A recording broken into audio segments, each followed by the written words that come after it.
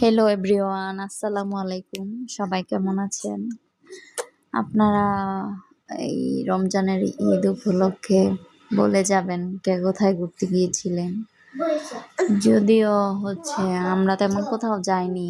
আমাদের পাশেই কাটাখালীতে একটু গিয়েছিলাম সন্ধ্যাবেলা।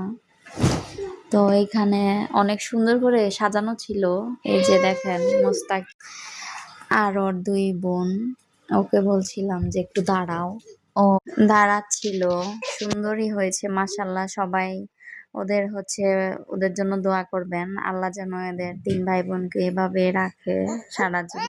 ইনশাআল্লাহ ওরা যেন সময়ের আবর্তনে একে অপরের প্রতি হিংসা ভুলে গিয়ে সবসময় এক হয়ে থাকে। আল্লাহ যেন ওদের রহমত দান করে। এই যে ছোট বুড়ি গানের শব্দে তালে তালে নাচছিল।